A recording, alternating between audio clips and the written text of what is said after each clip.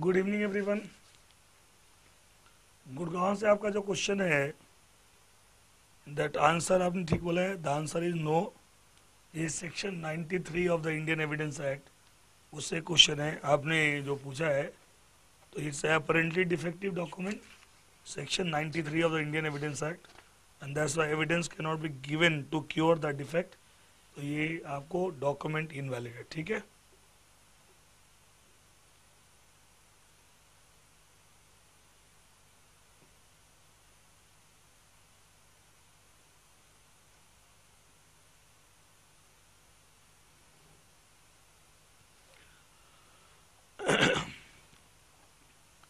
Today I'm going to start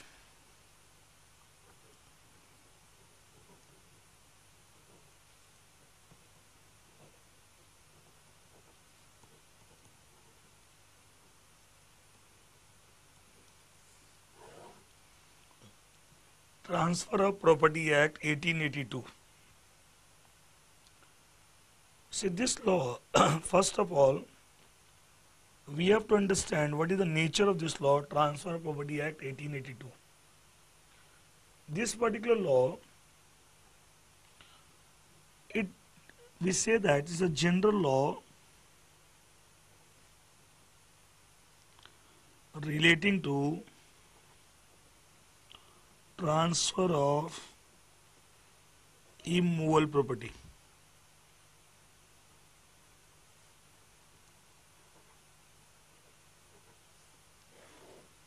It's a general law relating to transfer of immovable property.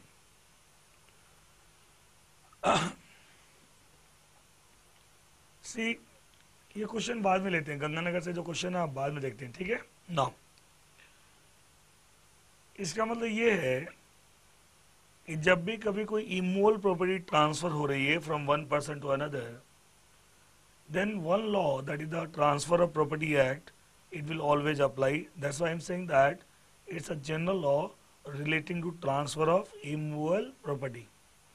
If I ask you a question, which is the general law relating to transfer of movable property, ऐसा कौन सा law है जो general law है किससे related, transfer of movable property.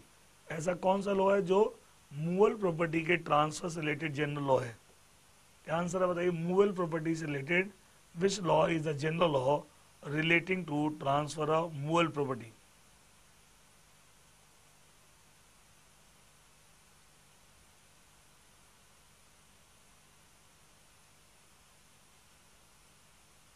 Which law is the general law relating to transfer of movable property?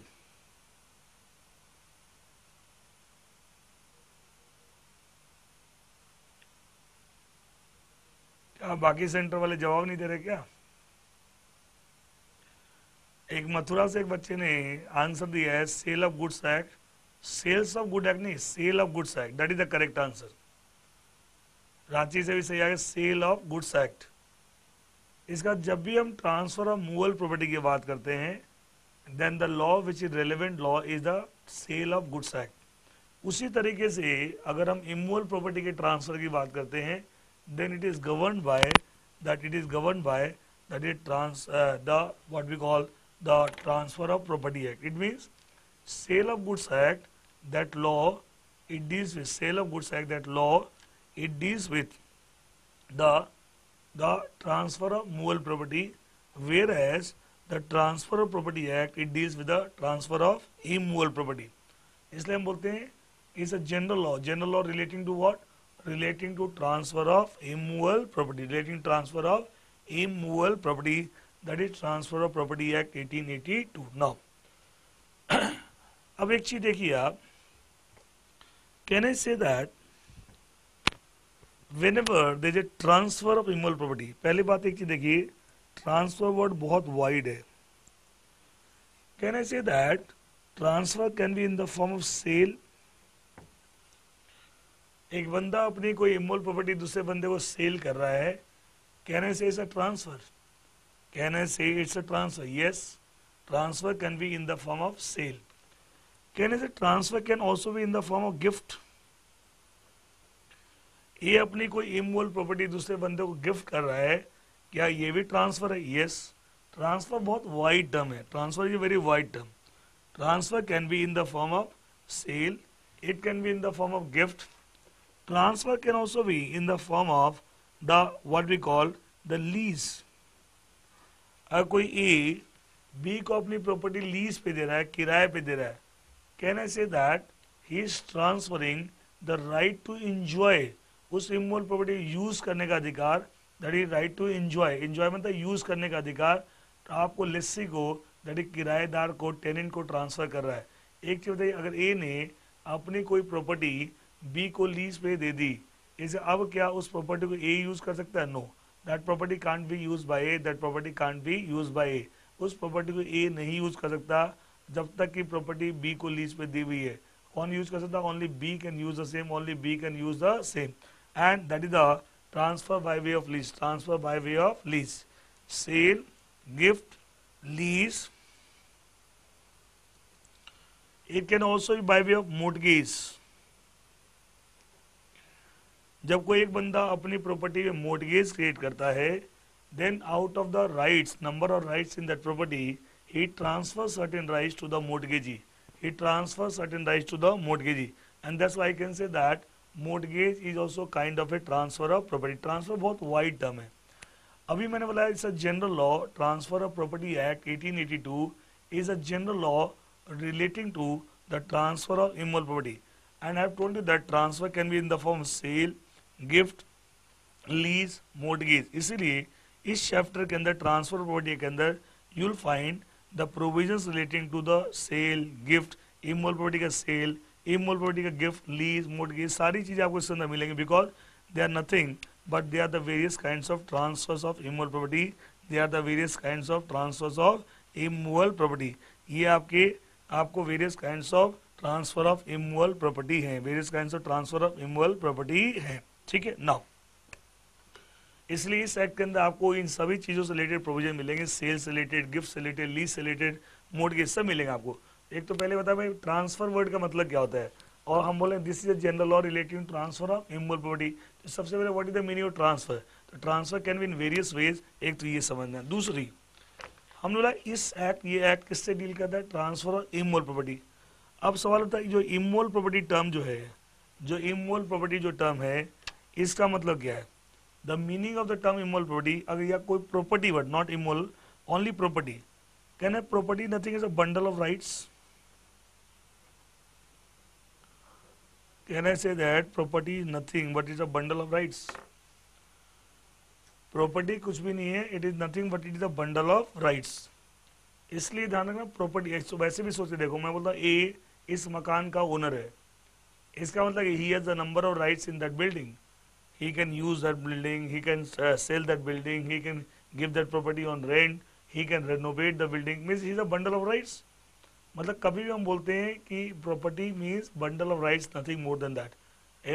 Whenever we talk about a property, it means we are talking about the bundle of rights. We are talking about the bundle of rights. कभी हम property की बात करते हैं तो हम bundle of rights की बात करें. एक टर्म और यूज करते हैं interest. Property बोलिए, interest बोलिए, bundle of rights बोलिए, one and the same thing. You say property, you say interest, you say right, one and the same thing. Why? Property is nothing. Interest again means right. Property means nothing. It's a bundle of rights. It's a interest.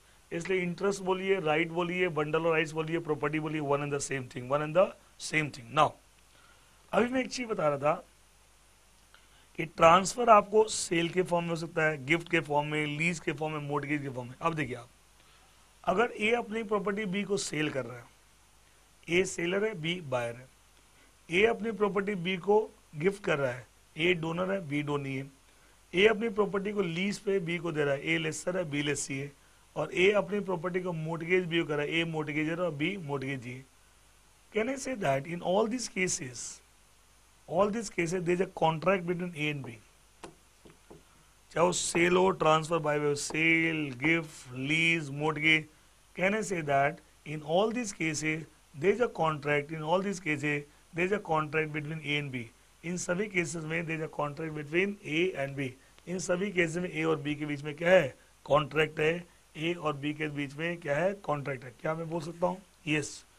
इसका जब contract है, obviously provisions of contract act will be applicable, but since this contracts are pertaining to transfer of immovable property, ये जो contracts हैं ये किससे related है? They are pertaining to the transfer of immovable property. That's why in such cases what will happen, in addition to the provisions of, in such cases what will happen, in addition to the provisions of the contract law or contract act, the provisions of transfer of property act will also apply. इसलिए हम बोलते हैं this law acts as a supplementary law whenever there is a contract relating to transfer of immovable property. It means कभी immovable property के transfer related कोई contract है, कभी भी immovable property के transfer related कोई कॉन्ट्रैक्ट है, कोई भी कभी भी इमूवेबल प्रॉपर्टी के ट्रांसफर से रिलेटेड कोई कॉन्ट्रैक्ट है, तो इन दैट के कॉन्ट्रैक्ट लॉ तो लगेगा. But in addition to that the provisions of transfer of property act will also apply. Why? Because that is a contract pertaining to the transfer of immovable property. जैसे मतलब A B को property sale कर रहा है, contract तो है ही है, लेकिन कॉन्ट्रैक्ट का नेचर क्या है? It is pertaining to the transfer of immovable property. It means if there is a contract nature is that it is pertaining to the transfer of immovable property, then on that particular contract law will be applicable. But in addition to that, the provisions of the transfer of property act will also be applicable. The provisions of transfer of property act will also be applicable. आ रहा सबको समझ में everyone? Now इसलिए एक चीज और बोलते हैं, the nature of this law that it acts as supplementary law to the contract law relating to transfer of immovable property. Clear? ये इस लॉ का नेचर है. ट्रांसफर का मतलब क्या होता है एंड प्रॉपर्टी का मतलब क्या होता है? Property, interest, bundle right, one and the same thing, one and the same thing. एक चीज और, अभी हम बोले थे sale of goods act is a general law relating to transfer of movable property and transfer of property act 1882 is a general law relating to transfer of immovable property. अब इसका मतलब आप कह सकते हैं कोई प्रॉपर्टी अगर इमूवेबल प्रॉपर्टी है तो उससे रिलेटेड ट्रांसफर हो रहा है तो sale of goods act, sorry, transfer of property act लगेगा. और कोई प्रॉपर्टी मूवेबल प्रॉपर्टी है उसका ट्रांसफर हो रहा है तो कौन सा लॉ लगेगा? It will be the what we call the sale of goods act. तो can I put it like this, sale of goods act on the one hand, on the other hand एक तरफ cell of goods act है और दूसरी तरफ एक तरफ cell of goods act है और दूसरी तरफ on the one hand we have sale of goods act, on the other एक तरफ सेल ऑफ गुड्स एक्ट है और दूसरी तरफ वी हैव, एक तरफ सेल ऑफ गुड्स एक्ट है और दूसरी तरफ we have the transfer property act. Can I say that these two laws are mutually exclusive? Can I say that these two laws are mutually exclusive? क्या मैं ऐसा कह सकता हूँ ये दोनों लॉज आपस में क्या है? म्यूचुअली एक्सक्लूसिव है. क्या है? म्यूचुअली एक्सक्लूसिव है. क्यों? कि कोई प्रॉपर्टी मूवेबल प्रॉपर्टी तो इमूवेबल नहीं हो सकती है, इमूवेबल है तो मूवेबल नहीं हो सकती. एंड अभी मैंने बताया इमूवेबल प्रॉपर्टी से रिलेटेड जो जनरल लॉ है ट्रांसफर प्रॉपर्टी एक्ट और जो मूवेबल प्रॉपर्टी के ट्रांसफर से रिलेटेड जो general law that is sale of goods act. That's why I can say that the two laws are mutually exclusive. Sale of goods act, किसी transaction पे अगर cell of goods act लग रहा तो transfer of property act नहीं लगेगा और किसी ट्रांजेक्शन में ट्रांसफर प्रॉपर्टी एक्ट लग रहा तो उसमें sale of goods act apply नहीं होगा. क्लियर? नाउ अब एक चीज डिस्कस करते हैं यहाँ पे. देखिए क्या, देखिए क्योंकि ये पूरा का पूरा लॉ किससे रिलेटेड है? इमूवेबल प्रॉपर्टी से रिलेटेड है. तो सबसे पहले हम डिस्कस करें इमूवेबल प्रॉपर्टी का मतलब क्या है.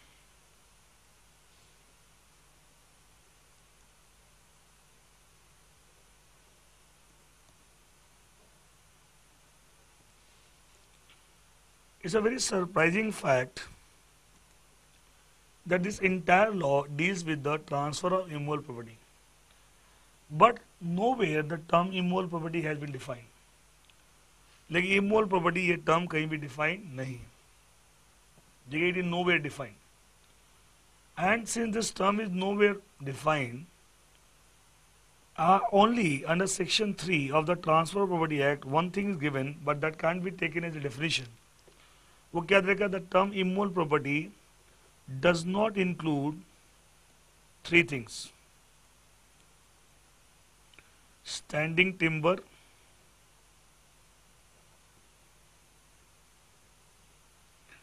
Growing crops and grass. ये तीन चीजें आपको इमूवेबल प्रॉपर्टी में इंक्लूडेड नहीं है. The term immovable property does not include standing timber, growing crops and grass. ये तीन चीजें immovable property में included नहीं. The term immovable property does not include standing timber, growing crops and grass. ये तीन चीजें इसमें covered नहीं है. I can't say this is a definition. This is the only thing which says that immovable property में क्या चीज covered नहीं है. इसलिए section 3 of the transfer property act में दे रखा है, but I can't say this a definition. अगर कोई टर्म, क्योंकि आप पूरा का पूरा एक्ट ही किससे रिलेटेड है, इमोल प्रॉपर्टी से रिलेटेड, तो ऑब्वियसली आपको पूरे एक्ट में हर जगह इमोल प्रॉपर्टी टर्म यूज हो रहा है। और जब यहाँ कोई डेफिनेशन दे नहीं रखी तो मुझे डेफिनेटली अदर लॉज की मदद लेनी पड़ेगी for the purpose of understanding the meaning of the term immovable property. ठीक है, और यहाँ पे कुछ दे नहीं रखा, यहाँ पे खाली एक चीज लिखी हुई है कि इमोल प्रॉपर्टी में क्या क्या चीज इंक्लूड नहीं होती, standing timber, growing crops and grass, ये 3 चीजें इमोल प्रॉपर्टी में इंक्लूड नहीं होती। क्लियर? नाउ आगे देखिए यहाँ पे, here in this case the term immovable property, rather it is defined under the General Clauses Act.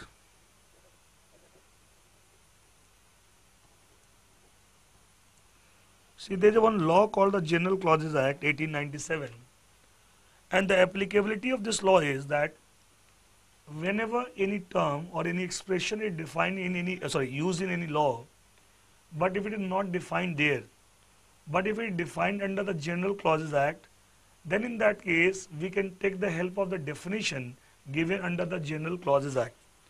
I am repeating the same. If particular term or expression is used in any particular act, but that term or expression is not defined under that particular act, but if it is otherwise, if it is actually defined under some other law, and the name of that law is General Clauses Act. Actually, this act does not contain any subject. It only contains the definition of some terms. And if that term is defined here, I can take the help of definition given under this act if some term is used in an act but not defined here. Similarly here, if I apply this particular law here, the term immovable property, has not been defined. The term immovable property has not been defined under the Transfer of Property Act, although it is being used here, but it has not been defined under the what we call the Transfer of Property Act. But the term immovable property is defined under General Clauses Act. Here in this case, can I take the help of General Clauses Act? Yes or no? मैंने एक standard rule बता दिया, ये आगे भी आप use कर सकते हैं। अगर कोई टर्म या एक्सप्रेशन किसी एक्ट में यूज हो रहा है और वहाँ डिफाइन नहीं है, लेकिन जनरल क्लॉजेज एक्ट में इसकी डेफिनेशन दे रखी है, तो आप उसकी मदद ले सकते हैं। सेम सिचुएशन यहाँ बन रही है, इमोल प्रॉपर्टी टर्म पूरा का पूरा इस एक्ट में बार बार यूज हो रहा है, लेकिन it is not defined under the what we call the transfer property act, that's why, and it defined under general clauses act, that's why I am taking the help of general clauses act. देखिए general clauses act में क्या दे रखा है, that immovable property includes one land, number 2 benefits to arise out of land,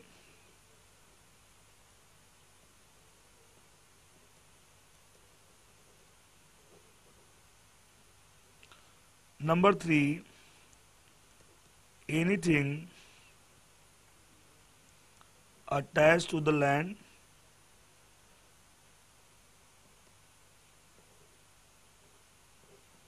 or earth, number 4 anything permanently fastened to something attached to the earth.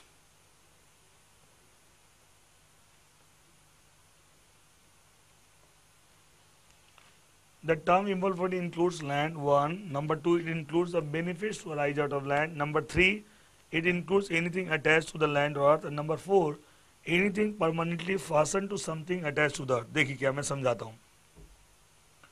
जो definition यहाँ पे general clauses act में दे रखी है, उसके accordingly land is the immovable property. Land is the immovable property. पहला बोला जो लैंड से जो बेनिफिट्स अराइज होते हैं वो भी क्या है, इमूवेबल प्रॉपर्टी है। नंबर 3, कोई चीज अगर लैंड से जुड़ी हुई है, anything attach to the earth और land, that is also a immovable property. जैसे मान लिया कोई पिलर है, वो पिलर जमीन के साथ इस तरीके से जुड़ा हुआ है कि आप पिलर को तोड़ सकते हैं, अलग नहीं कर सकते। It can't be detached from the land, इधर you have to destroy it and it means that pillar. तो land is immovable property. Land के जो बेनिफिट्स आ रहे हैं वो भी इमूवेबल प्रॉपर्टी है। लैंड के साथ कोई चीज परमानेंटली अटैच है वो भी क्या इमूवेबल प्रॉपर्टी है। और कोई चीज लैंड के साथ परमानेंटली अटैच है, उसके साथ कोई चीज परमानेंटली फासन मतलब बांध दी गई है, it mean first land is immovable property, land से जो बेनिफिट निकलते हैं वो भी इमोल प्रॉपर्टी, लैंड के साथ कोई चीज परमानेंटली अटैच है वो भी इमोल प्रॉपर्टी, और जो चीज लैंड के साथ परमानेंटली अटैच है उसके साथ कोई चीज परमानेंटली बांध दी गई हो वो भी क्या है, इमोल प्रॉपर्टी। परमानेंटली में तो उसको अलग नहीं किया जा सकता, ये इमोल प्रॉपर्टी। अब देखिए आप, agriculture land is also immovable property. देखिए आपको यहाँ पे हियर इन दिस केस हमने बोला the term immovable property includes land, it also includes the benefits to arise out of land. एक तरफ तो जनरल क्लॉजेज एक्ट ये डेफिनेशन दे रहा है, दूसरी तरफ हमारा ट्रांसफर ऑफ प्रॉपर्टी एक्ट ये बोलता है कि immovable property does not include standing timber, growing crops and grass. एक से growing crops and grass is it a benefit arising out of land, growing crops and grass is it a benefit arising out of land. जो growing crops है या grass है, क्या is it a benefit arising out of land? ये सुनो, जो फसल होती है, ग्रोइंग क्रॉप मतलब फसल होती है या ग्रास होती है, is it a benefit arising out of land? Yes, it's a benefit arising out of land. अब देखिए दोनों को मिलाएं, दोनों चीज को मिलाएं, हम बोलेंगे जो जनरल क्लॉजेज एक्ट में दे रखा है और इसको हम क्लब करें with the transfer of property act, तो हमें नेट रिजल्ट कहने का द टर्म इमोल पर include land, it includes the benefits which are arising out of land. However, if that benefit is growing crops or that benefit is grass, then it is not covered under the immutable property. अगर मान लिया वो benefit जो arise हो रहा है land से वो अगर ग्रोइंग क्रॉप्स है या ग्रास है तब वो इमोल प्रॉपर्टी नहीं है। अब मैंने उसको भी मिला दिया। तीसरा, it includes anything attach to the earth, but if anything which attach to the earth is standing timber. Standing timber मतलब जो आपके ट्रीज होते हैं, स्टैंडिंग टिम्बर मीन्स जो ट्रीज होते हैं। क्या tree is also a attached, something attached to the earth or not? Yes, ये बोला अगर something is attached to the earth it is immutable property. However, if that something which is attached to the earth is the standing timber, then it is not a immutable property. वो immutable property नहीं है। अब बताओ, मैंने दोनों club करके net result निकाल लिया, क्योंकि जनरल क्लॉजेज एक्ट के हिसाब से इमोल प्रॉपर्टी में क्या क्या कवर होता है, ट्रांसफर प्रॉपर्टी एक्ट के हिसाब से क्या क्या कवर नहीं होता, तो मुझे दोनों बात का इफेक्ट देना है।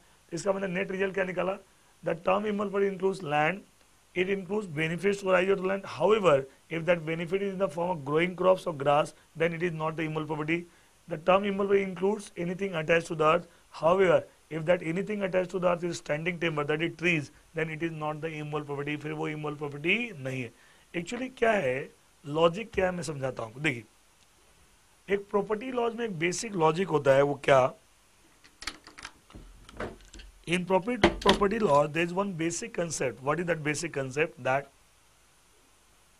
the basic concept in property law is कोई चीज अगर जमीन के साथ जुड़ी हुई सब इमोल प्रॉपर्टी है, लेकिन स्टैंडिंग टिम्बर जो है या ग्रोइंग क्रॉप्स या ग्रास जमीन से जुड़ी तो है, लेकिन क्या ये ऐसी चीज है जो परमानेंटली जमीन से जुड़ी रहेगी?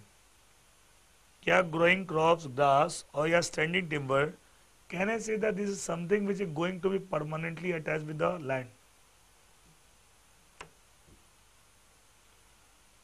No, it is bound to be detached. ये ऐसी चीज है जो कभी ना कभी, समय जितना भी लगे, कभी ना कभी जमीन से अलग होगी। ग्रोइंग क्रॉप्स, ग्राफ्स और स्टैंडिंग टिम्बर, ये ऐसी चीज, मतलब ये जमीन से जुड़ी तो है, बट कोई ना कोई ऐसा दिन आएगा जब वो जमीन से अलग की जाएंगी, वो जमीन से अलग की जाएंगी। इसलिए लॉ बोलता है कि general principle is something which is attach with the land और earth is immovable property. However, if that something which is attach with the land earth is growing crops, standing timber, grass, it is attach but it is bound to be detach, it is bound to be detach. ये निश्चित है कि इसको detach किया जाएगा, इसलिए ये निश्चित है कि इसे डिटैच किया जाएगा, इसलिए आपको इमोल प्रॉपर्टी नहीं, रादर क्या होगा, मोल। अच्छा, इमोल प्रॉपर्टी नहीं है तो कौन सी प्रॉपर्टी है? इमोल प्रॉपर्टी नहीं है तो कौन सी प्रॉपर्टी है? अगर स्टैंडिंग टिम्बर, ग्रोइंग क्रॉप्स और ग्रास अगर इमोल प्रॉपर्टी नहीं है तो कौन सी प्रॉपर्टी है? मूवेबल प्रॉपर्टी है। ऑब्वियस सी बात है, जब इमोल नहीं है तो क्या होगी? मोल प्रॉपर्टी। कुछ याद आ रहा है? सेल ऑफ गुड्स एक्ट में आप गुड्स की डेफिनेशन पढ़ते हैं। Sale of goods act is the general law relating transfer of mole property, and sale of goods act में हम बोलते हैं anything which is pertaining to goods, we apply the provision sale of goods act on that. And वहां पे goods की जो definition है under section 2 clause 7 of the sale of goods act, वहां क्या डेफिनेशन दे रखी है? वहां डेफिनेशन ये दे रखी है आपकी सेल ऑफ गुड्स एक्ट के अंदर, goods means every kind of mole property other than actionable claims of money and include shares, stock, and also include growing crops, grass, याद आ रहा है? And also includes the growing crop, grass, standing timber। इसका था वहाँ जो definition दे रखी है, वहाँ गुड्स की डेफिनेशन में ये चीजें कवर्ड है, और वहाँ गुड्स का मतलब क्या है? मूल प्रॉपर्टी। अब देखो वहां लिखा हुआ है कि मूवल प्रॉपर्टी मतलब स्टैंडिंग टिम्बर, ग्रोइंग क्रॉप्स और ग्रास क्या है, मूवल प्रॉपर्टी है, और यहाँ क्या लिखा हुआ है, ये इमूवल प्रॉपर्टी नहीं है। क्या बातें दोनों मैच कर रही हैं? या दोनों एक्चुअली क्या होता है, पढ़ने के लिए हम ट्रांसफर प्रॉपर्टी एक्ट पढ़ रहे हैं, लेकिन there is lot of relation between the two law, that is sale of goods act and, इसलिए मैं दोनों को रिलेट करके आपको ओवरऑल बताता हूँ, जिससे आपको ज़्यादा क्लैरिटी आपको आए। तो देखो वहाँ लिखा हुआ है कि आपको गुड्स में वो चीज़ कवर होती है, वहाँ गुड्स का मतलब मूवल प्रॉपर्टी है, इसका standing timber, growing crops, graphs को वहाँ पे क्या बोले, मूवल प्रॉपर्टी, और यहाँ बोले इमूवल प्रॉपर्टी में चीज़ें इंक्लूडेड नहीं। I hope this is clear to everyone. तो नेट सेल में क्या निकला, immovable property includes land, it include any benefits arising out of land, but if that benefit in the form of growing crops, grass, not covered, and it includes something attached to the land, but if something attached to the land is standing timber, again not a immovable property, and it also includes anything which is permanently fastened to something attached to the land, and this is what is the definition of the term immovable property. Relation समझ में आ रहा है दोनों laws के अंदर between the sale of goods act and the transfer of property act, ठीक है।